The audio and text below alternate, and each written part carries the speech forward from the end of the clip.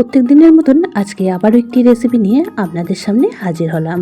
পুষ্টিগুণে ভরপুর সজনে শাকের একটি রেসিপি আপনাদের সাথে শেয়ার করব। নমস্কার বন্ধুরা, মাই কিচেন মাই ব্লগে সবাইকে আবারও একবার স্বাগত। আসুন তাহলে শুরু করা যাক আজকের রেসিপি। তো আজকের রেসিপি বানানোর জন্য এখানে আমি বেশ কিছুটা পরিমাণ সজনের শাক নিয়ে নিয়েছি। আর সজনে পাতাগুলি দেখুন খুব ভালো করে বেছে নিয়ে 2-3 বার জলে ধুয়ে নিয়েছি। তো এখন রেসিপিটি তৈরি করার জন্য গ্যাসের মধ্যে একটা কড়া বসিয়ে দিয়ে দিয়েছি এখানে হাফ গ্লাস পরিমাণ জল। জল হালকা গরম হয়ে গেলে এখন আমি শাকগুলিকে দিয়ে দিচ্ছি। তো জলটা বুঝে শুনে ব্যবহার করবেন, কারণ আজকে শাকটা কিন্তু সিদ্ধ হবে আর একটুও কিন্তু জল ফেলবো না। সেই বুঝে শুনেই জলটা ব্যবহার করতে হবে, শাকটা সিদ্ধ হতে হতে যেন জলটাও শুকিয়ে যায়। তো এখন এর মধ্যে দিয়ে দিচ্ছি পরিমাণ মতন লবণ। সিদ্ধ করে জল যদি ফেলে দেওয়া হয় সজনের শাকের পুষ্টিগুণটা একদমই নষ্ট হয়ে যাবে। তো সেই বুঝে শুনেই এখানে জলটা ব্যবহার করেছি। লবণটা দিয়ে এখন শাকটা খুব ভালো করে নাড়াচাড়া করে বেশ কিছুক্ষণ সময় সিদ্ধ করে নেব। আপনারা চাইলে এই পর্যায়ে একটু খাবার সোডাও ব্যবহার করতে পারেন, তাতে করে শাকটা খুব তাড়াতাড়ি নরম হয়ে যায় এবং সিদ্ধ হয়ে যায়। সজনের শাক অত্যন্ত পুষ্টিকর একটি শাক। এই শাক খাওয়া আমাদের শরীরের জন্য ভীষণই উপকারী, রোগ প্রতিরোধ ক্ষমতা বাড়ায়। তো এখন ঢাকা চাপা দিয়ে 3 থেকে 4 মিনিট সময় সিদ্ধ করে নেব। আর অন্য ওভেনে একটা কড়া বসিয়ে দিয়েছি। এখন একটা ভাজা মশলা আমি রেডি করে নিচ্ছি। এখানে দিয়ে দিলাম হাফ চামচ সাদা তিল, হাফ চামচ কালো সর্ষে, হাফ চামচ জিরে, আর দিয়ে দিলাম এখানে হাফ চামচ কালো জিরে। তো এই 4টে উপকরণকে শুকনো করার মধ্যে বেশ কিছুক্ষণ সময় একটু ভেজে নেব। আর দেখুন ভাজা হয়ে গেছে, এখন নামিয়ে ঠান্ডা করে নিয়ে গুঁড়ো করে রেখে দেব। কড়ার মধ্যে আবারও দিয়ে দিলাম 1 চামচ পরিমাণ সর্ষের তেল। তো তেল খুব ভালোভাবে গরম হয়ে গেলে এখানে ফোড়নে ব্যবহার করলাম খুব সামান্য একটু কালো সর্ষে, আর দিয়ে দিলাম 2টো শুকনো লঙ্কা। ফোড়নগুলিকে কয়েক সেকেন্ড একটু ভেজে নেব। ফোড়ন ভাজা হয়ে গেলে এখানে অ্যাড করে দিচ্ছি 2টো ছোটো সাইজের আলু, একটু ছোট ছোট সাইজ করে কেটে রেখে দিয়েছিলাম। তো সেই আলুগুলি, আজকে সজনের শাকটা আমি আলু বেগুন 2টো উপকরণ দিয়ে বানাবো। আপনারা চাইলে যে কোনো একটা উপকরণ দিয়েও বানাতে পারেন, বা শুধু এই শাকটা এই পদ্ধতিতে বানিয়ে নিতে পারেন, তাতে করেও খেতে কিন্তু খুবই ভালো লাগে। তো আলুগুলি হালকা একটু ভেজে নিয়ে এখন কেটে রাখা বেগুনগুলিও দিয়ে দিলাম। তো আলু বেগুন এখন 2টো উপকরণকেই খুব ভালো করে ভেজে নেব। গ্যাসের ফ্লেমটা লো টু মিডিয়ামে রেখে দিয়েছি। আর ঢাকা চাপা ছাড়াই কিন্তু বেগুনগুলিকে ভেজে নিতে হবে। ঢাকা চাপা দিলে বেগুনগুলি একদমই নরম হয়ে যাবে, তখন খেতে ভালো লাগবে না।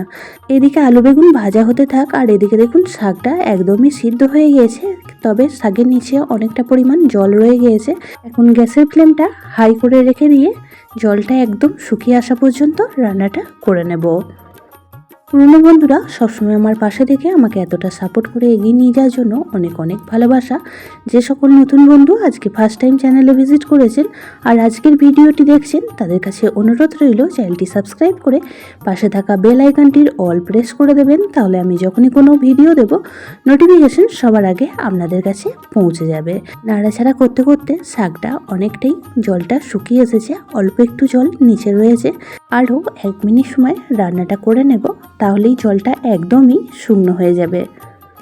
একদমই সহজ সাধারণ একটি রেসিপি, অনেকে অনেক রকমভাবেই বানিয়ে খেয়েছেন, তবে এই পদ্ধতিতে একবার সজনের শাক বানিয়ে খেয়ে দেখবেন, বাচ্চা থেকে বড় সকলেই ভীষণই পছন্দ করবে। এদিকে দেখুন শাকটাও নামিয়ে রেখে দিয়েছি, আর আলু আর বেগুন খুব সুন্দরভাবে ভাজা হয়ে গিয়েছে। তো এই পর্যায়ে এখন আমি অ্যাড করে দিলাম 2টো শুকনো লঙ্কা মাঝখান থেকে চিড়ে, আর দিয়ে দিচ্ছি খুব সামান্য পরিমাণ একটু লবণ। শাকেও লবণ ব্যবহার করেছিলাম, আর এখনও খুব অল্প পরিমাণ লবণ দিয়ে দিলাম।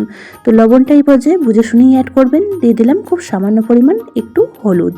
তো সমস্ত উপকরণগুলিকে আবারও বেশ কিছুক্ষণ সময় একটু ভেজে নেব।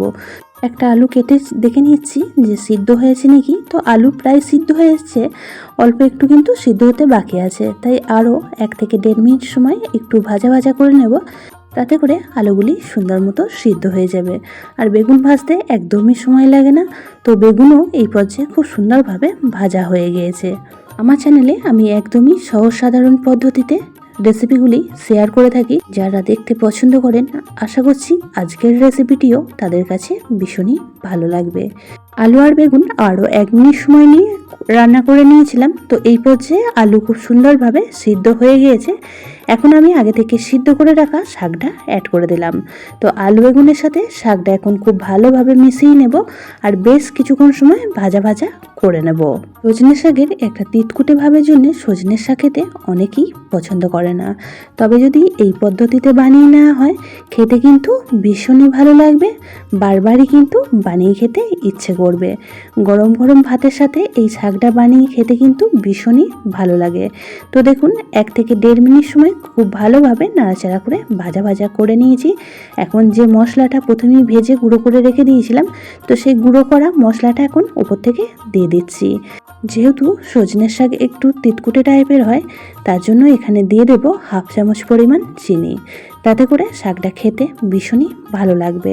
তো এখন সমস্ত উপকরণগুলিকে আবারও খুব ভালোভাবে নাড়াচাড়া করে একবার মিশিয়ে নেব। সজনে শাকে প্রচুর পরিমাণে অ্যান্টিঅক্সিডেন্ট থাকায় আমাদের হৃদযন্ত্রের সুস্থতায় অনেকটাই সাহায্য করে, তাই এই শাক খাওয়া আমাদের শরীরের জন্য ভীষণই উপকারী। আর এখন এই বর্ষার টাইমে এই শাক কিন্তু একদমই কচি কচি বাজারে প্রচুর পরিমাণে বিক্রি হচ্ছে। তো অবশ্যই করে এইভাবে করে একবার বানিয়ে খেয়ে দেখার অনুরোধ রইল। আশা করছি সকলের খুবই ভালো লাগবে। তো দেখুন মশলাগুলো দিয়ে বেশ কিছুক্ষণ সময় ভাজা ভাজা করে নিয়েছি, শাকটা একদমই রেডি হয়ে এসেছে। তো এখন নামিয়ে নেব আর একটা প্লেটের মধ্যে সার্ভ করে দেব। তো একদমই সহজ সাধারণ একটি রেসিপি আপনাদের সাথে শেয়ার করলাম।